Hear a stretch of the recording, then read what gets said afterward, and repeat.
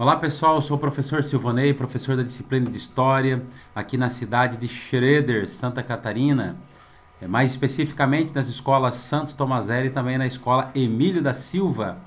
É um prazer enorme estar falando com todos vocês, especialmente me dirigindo aí a todos os alunos dos oitavos anos, matutino e vespertino, dessas duas escolas.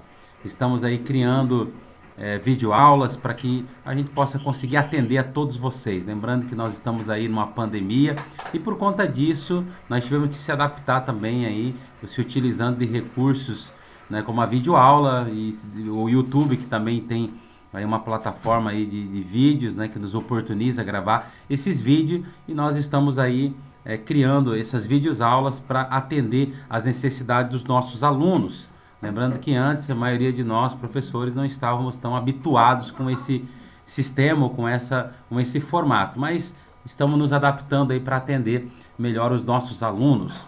Então vamos lá. Antes de começar, eu peço que vocês aí se inscrevam no canal para receber a notificação sempre que tiver um vídeo novo. Também, além disso, dê o seu like aí no vídeo, faça o seu comentário, se quiser colocar embaixo ali, eu assisti.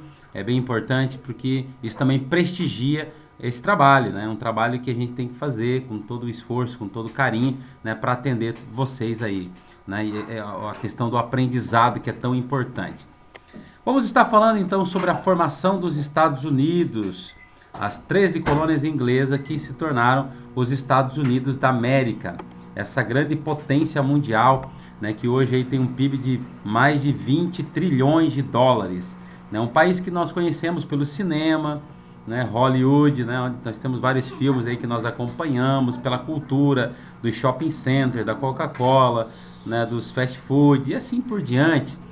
Vamos entender um pouquinho como se deu a formação dos Estados Unidos da América e também a sua consequente independência. Tudo começa com as grandes navegações. As grandes navegações é o ponto de partida para entendermos esse processo. A partir do século XV, precisamente século XVI, as grandes nações europeias, as primeiras a sair nesse processo aí de grandes navegações, as nações ibéricas, Portugal e Espanha. Posteriormente nós temos aí a França, temos a Inglaterra, temos a Holanda, né, que também vão buscar colônias fora, né, na América, na Ásia, na África, buscando riquezas, né, para atender às necessidades de suas burguesias. Muito bem. A primeira tentativa inglesa de colonização na América do Norte, ela vai acontecer em 1585. Lembrando vocês que esse período o Brasil já estava, né, num processo de colonização mais adiantado, até porque a colonização no Brasil vai começar efetivamente em 1530 com a criação das capitanias hereditárias e posteriormente do governo geral. Então, 1585, a Rainha Elizabeth I, ela vai dar permissão a uma pessoa, um lord, né, inglês chamado Walter Raleigh, né, que vai começar uma colonização. Ele vem, então funda a Virgínia, uma colônia, dá o nome de Virgínia em homenagem à rainha da Inglaterra. Porém, essa colonização, ela efetivamente não dá certo devido a vários fatores, dentre eles a fome, as doenças e a própria resistência indígena. É importante que se fale também que essa terra não era uma terra de ninguém. Não foi uma descoberta como se chegasse numa terra onde não existe nada, não existe nem, uma colonização, ou não existe um povo vivendo ali, né? Da mesma forma que aqui no Brasil, haviam povos indígenas que viviam naquela região. E, infelizmente, muitos indígenas foram mortos, exterminados, né, pelos ingleses e também vítimas de doenças, né? E o indígena teve grandes problemas aí na questão da inserção nesse processo aí, né? Muitos acabaram tendo dificuldade até de manter a sua própria cultura, muitos foram mortos, exterminados, né, populações inteiras. Então esse processo de colonização foi um processo bastante violento. É importante que lembremos isso, o processo de colonização, tanto na América portuguesa, espanhola ou na América inglesa, foram processos bastante violentos contra as populações indígenas, contra os povos originários que viviam ali. Então, entendemos agora segunda tentativa. A primeira tentativa fracassou, a segunda tentativa vai acontecer no século XVII. A Inglaterra ela vai facultar ou ela vai delegar a companhias de comércio esse processo de colonização. Diferentemente daqui na América Portuguesa e Espanhola, aonde as coroas, tanto portuguesa quanto espanhola, tiveram um papel mais efetivo financiando, organizando esse processo de colonização, isso não vai ocorrer nos Estados Unidos. Lá, as companhias, né, companhias que foram criadas, companhias de comércio, companhias capitalistas, que tinham particulares, donos particulares, eles vão iniciar esse processo de colonização. Então não existe uma participação tão efetiva, né, no sentido de financiar, organizar por parte da colônia inglesa esse processo de colonização. Ela vai terceirizar isso a essas companhias. As companhias, obviamente, precisam de pessoas e elas vão começar a levar colonos, muitos colonos ingleses, né, para a América do Norte, com promessas de terras férteis, oportunidade de vida. Muita gente que está vivendo na Inglaterra no século XVII perderam suas terras, estão vivendo em situações difíceis. A Inglaterra está passando por muitas mudanças. No século XVII nós temos lá a Revolução Puritana, a Revolução Gloriosa, nós temos aí a política do cercamento, onde muitos camponeses perderam suas terras. Um pouquinho mais para frente nós vamos viver já um processo de revolução industrial. Então muita gente também que estavam sendo perseguidos por questões religiosas, os próprios puritanos, vem na América uma oportunidade de mudança de vida, vem na América uma oportunidade de começar uma nova vida, um sonho americano. Então muita gente aí, aventureiros, pessoas pobres, camponeses, acabam aderindo a essa propaganda das companhias e muitos protestantes, inclusive, e acabam migrando para a América. Algumas pessoas que não tinham condição de pagar as suas viagens, tinham as suas viagens custeadas, né, por pessoas mais ricas, com mais posse, com mais condição, mas elas iam na seguinte condição: chegando lá durante 4 ou 5 anos, elas teriam que trabalhar como servos temporários para pagar as despesas de suas viagens. Então, muita gente, aventureiros, né, pessoas perseguidas, né, muitos grupos religiosos, como por exemplo batistas, presbiterianos, pessoas que estavam sendo perseguidas na Inglaterra, ou mesmo pessoas que queriam oportunidade de vida, migraram para a América, né, pessoas de diferentes origens que vão começar uma vida nova na América do Norte. O que eles não sabem é que eles vão encontrar um lugar difícil, com muitas dificuldades, um lugar com bastante, né, com tudo por fazer, e eles vão enfrentar muitas adversidades. Mas aquele sonho, né, de começar uma vida nova é o que vai mover essas pessoas, né, em busca de uma outra perspectiva de vida. Muito bem, vamos lá. As 13 colônias, vocês estão vendo o mapinha de cima. As 13 colônias ali: Geórgia, Carolina do Sul, Carolina do Norte, Virgínia, Pensilvânia, Nova York, Massachusetts, né? São algumas aí das 13 colônias que vão iniciar, né, que vão dar origem aos Estados Unidos da América, mas que a princípio são as 13 colônias inglesas. Algo muito importante que nós temos que observar aqui é uma diferença que havia entre as colônias do Sul e as colônias do Centro-Norte. Vamos entender quais eram essas diferenças entre essas colônias. As colônias do Sul predominavam um sistema chamado sistema de plantação, onde predominavam as grandes propriedades, né, grandes fazendas, né, que produziam, por exemplo, tabaco, a própria cana-de-açúcar e assim por diante, algodão. E nesses locais, né, predominavam também a mão de obra mais escrava. Inicialmente começaram com colonos, mas mais tarde eles vão buscar escravos na África para atender essa demanda, essa necessidade por mão de obra na América, nas colônias do Sul. E essas colônias do Sul, a sua economia, ela vai atender basicamente aos interesses europeus. Especificamente aqui, ou especialmente falando dos interesses da própria Inglaterra, principalmente quando eles vão atravessar pelo período ali da Revolução Industrial. A gente sabe que uma das matérias-primas da Revolução Industrial é o tecido, e o tecido pode vir tanto da lã da ovelha quanto do algodão. Então essas colônias do Sul, por ter um clima mais quente, elas tiveram também uma maior propensão aí à plantação do algodão, né? Eram propícias para a plantação do algodão e atender essa demanda que a Revolução Industrial vai criar, né? E elas vão gerar esse tipo de material, né? Vão desenvolver esse sistema de plantação. A mão de obra, como eu disse, uma mão de obra mais escrava, então as grandes propriedades.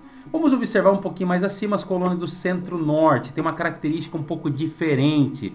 Lá vai predominar as pequenas propriedades, as policulturas, ou seja, plantava-se de tudo, até para atender às suas necessidades, diferente das colônias do sul, que compravam basicamente tudo da Inglaterra. As colônias do centro-norte não, criaram as manufaturas, então eles eram praticamente autossuficientes.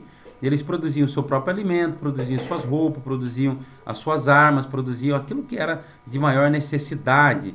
Então, há uma diferença ali nas colônias do centro-norte, porque elas vão ter o desenvolvimento, ou vão desenvolver as chamadas manufaturas. Além disso, nós temos também a criação do chamado comércio triangular. Como que funcionava o comércio triangular? Eles usavam os seus próprios navios, né, os colonos do norte, que conseguiam ali o melado nas Antilhas e transformavam em rum. Né, trocavam o rum, né, armas e tecidos por pessoas escravizadas na África. Vocês podem observar a rotinha. Eles pegavam, então, nas Antilhas, ali na América Central, eles pegavam o melado, transformavam em rum, e com o rum e outros utensílios iam até a África, e ali eles conquistavam ou compravam escravos e traziam esses escravos até as Antilhas. Então veja que é um comércio, inclusive se você observar no mapa, forma mais ou menos ou basicamente um triângulo.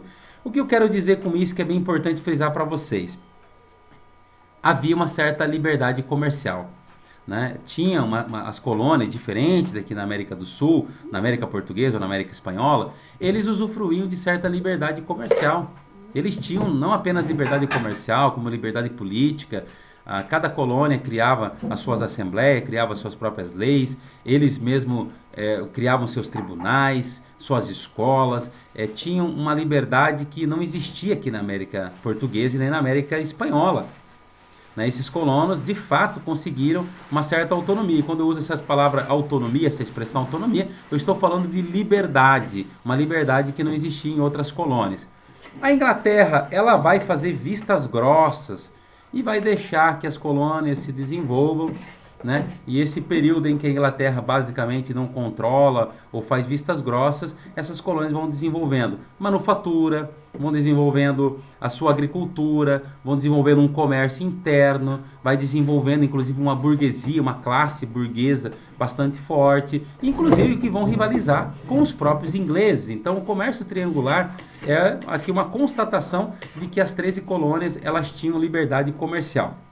Vocês vão lembrar que quando nós falamos das colônias aqui na América Portuguesa, nós vamos falar do chamado pacto colonial. O que era o pacto colonial? As colônias só podiam vender para a metrópole e só podiam comprar os produtos que tinham necessidade da metrópole. Elas não podiam comprar de outros, não havia concorrência, diferentemente dos Estados Unidos, ou das 13 colônias, vamos ser mais específico, elas tinham sim, usufruíam de grande liberdade comercial, liberdade religiosa e assim por diante, liberdade de organização política, etc. Seguindo um pouquinho mais para frente, nós vamos ver que essa liberdade que perdurou basicamente durante todo o século XVII não vai perdurar por muito tempo. Século XVIII nós vamos começar a perceber uma mudança de postura por parte da Inglaterra. A Inglaterra começa a mudar a sua postura, começa a mudar a sua posição em relação às colônias. E aqui é bem importante a gente perceber o porquê dessa mudança. A Inglaterra, que durante um século concedeu uma liberdade incrível para essas colônias, agora ela começa a arrochar. Ela começa a criar uma série de leis que nós vamos ver aqui, lei do açúcar, lei do selo, né? Lei do chá, leis intoleráveis, que vão criar uma tensão, que vão criar aí o contexto para que houvesse uma guerra de independência, né? Para que as 13 colônias viessem a proclamar a sua independência. Mais ou menos ali 1750 ocorre uma guerra entre a Inglaterra e a França, né? Pelo controle de colônias aqui na América do Norte. Né? Não apenas na América, como na própria África e Ásia. A chamada Guerra dos 7 Anos, essa guerra que ocorreu entre Inglaterra e a própria França, as duas grandes potências da época.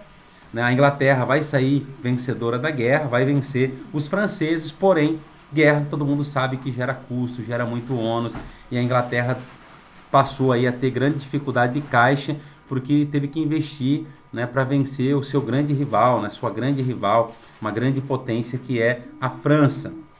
A partir daí, a Inglaterra vai começar a arrochar, então, o controle sobre as colônias. Bem, se eles estão investindo, eles vão querer, de certa forma, retirar esse investimento.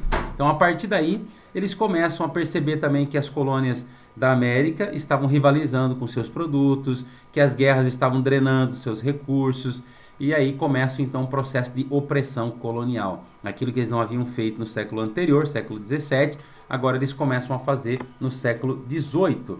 Então vamos entender algumas leis que foram criadas aí, que foram bastante questionadas. A lei do açúcar, né, basicamente o governo inglês aumentou os impostos sobre a circulação desse produto nas 13 colônias. Aumentando os impostos, encarece o produto, gera insatisfação. Não tem coisa pior que possa gerar mais insatisfação do que aumentar impostos. Ninguém gosta de pagar mais impostos. No Brasil se discute agora o aumento, a criação de novos impostos ou a recriação da chamada CPMF, né? Então ninguém gosta de impostos, ninguém gosta de pagar mais impostos. E a lei do açúcar, em 1764, ela aumentou os impostos. A reação foi protestos, né? Que não foram ouvidos pelas autoridades inglesas. Mais tarde, ali em 1765, um ano depois, foi criada a lei do selo. O que era a lei do selo? Todo jornal, toda carta, né, todo serviço de correspondência, de correio, né, dentro das 13 colônias, teriam que ter o selo real. Mas o selo real não era gratuito, era pago. Era um imposto, né, que, por exemplo, alguém queria criar um livro, editar um livro, ou mesmo um artigo, um jornal, algo parecido, tinha que pagar imposto. Também ali houve uma reação, os colonos queimaram, né, maços de selo e criaram a campanha, né, com o slogan: sem representação não há tributação. Lei do chá também foi bastante importante. Essa lei do chá, 1773, a Inglaterra criou essa lei, exigindo que os colonos americanos comprassem chá apenas das companhias ou da Companhia Oriental, ingleses orientais, né? Essa companhia, ela detinha o monopólio sobre o chá, sobre a exportação e comercialização do chá. Então os americanos, os colonos americanos foram obrigados a comprar o chá dessa companhia.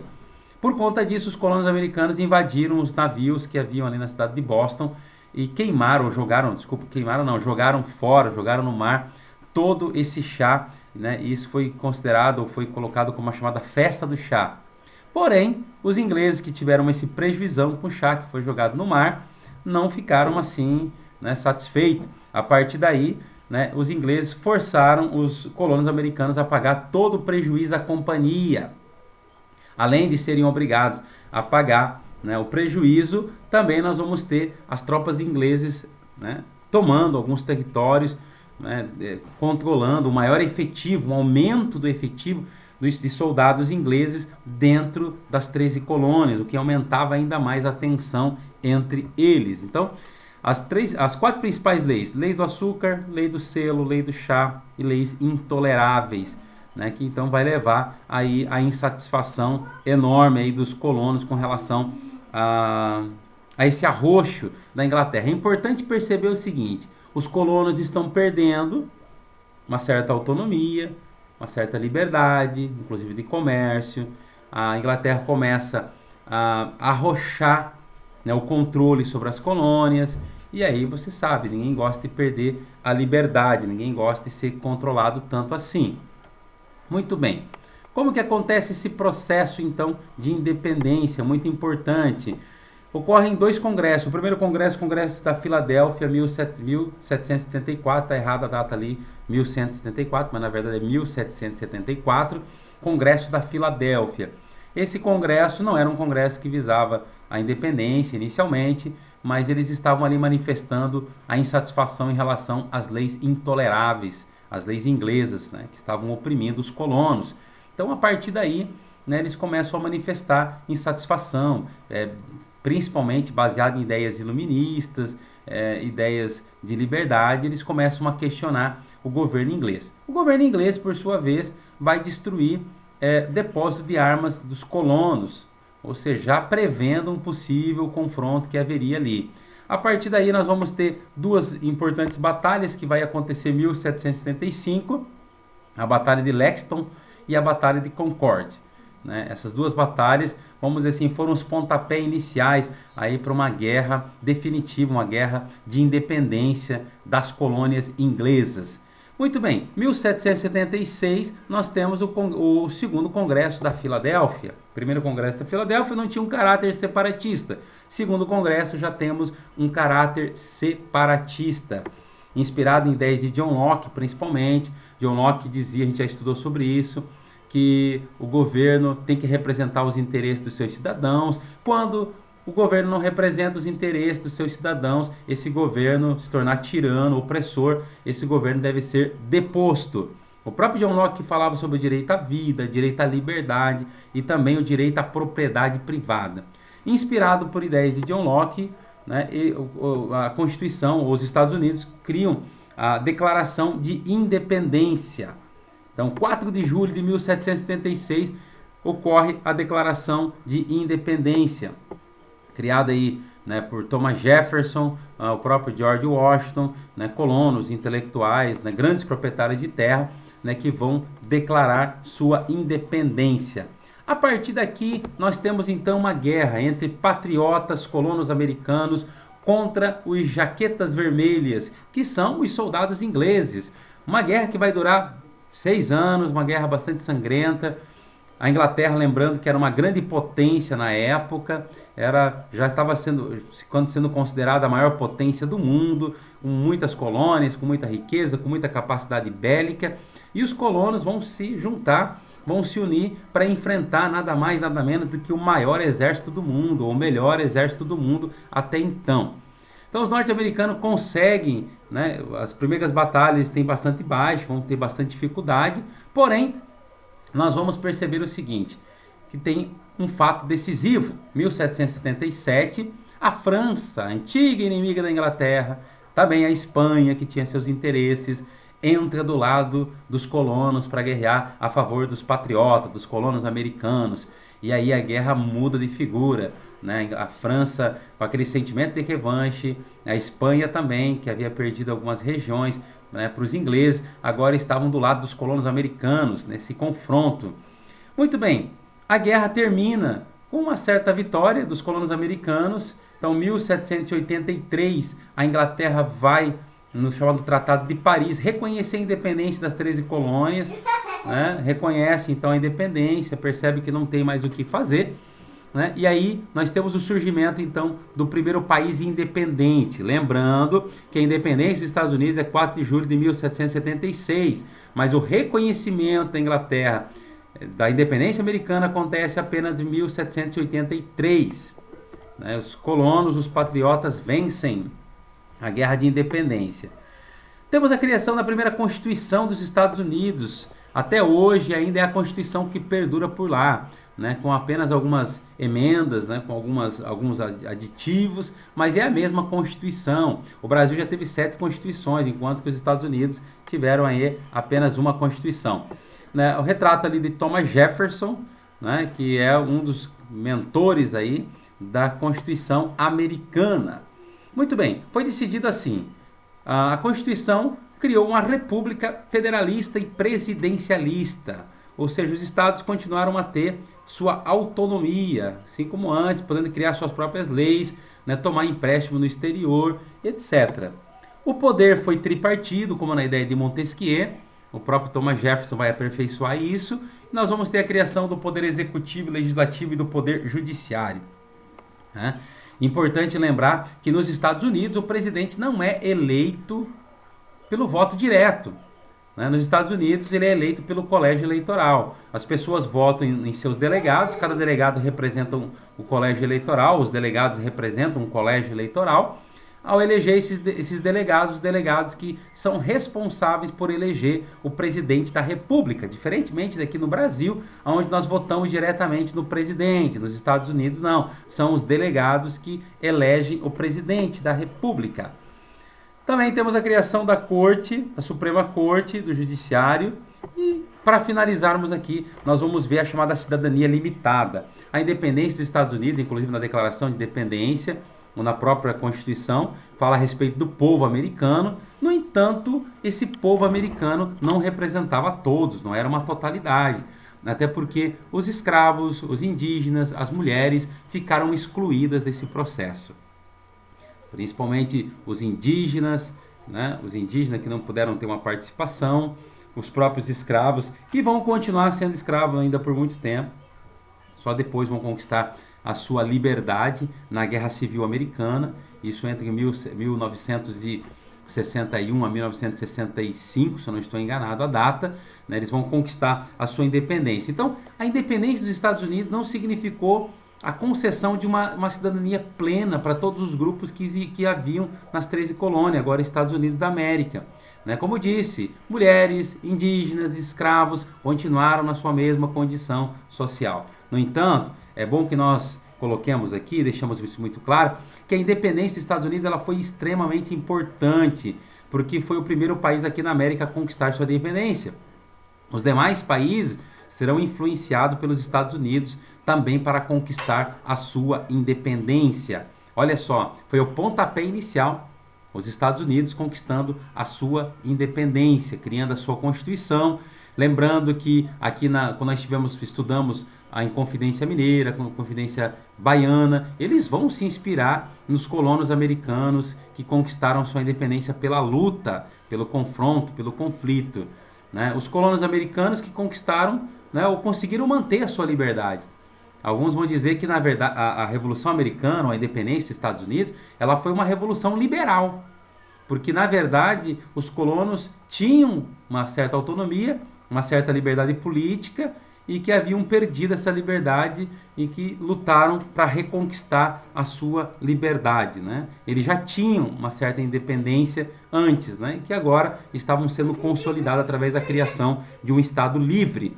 Então, a independência dos Estados Unidos ela é extremamente importante para nós entendermos todo o processo de independência aqui nas Américas. A gente não pode entender o assunto de forma fracionada, a gente não pode entender de maneira isolada. Temos que entender que tudo está interligado e que tudo começa aqui com a independência dos Estados Unidos.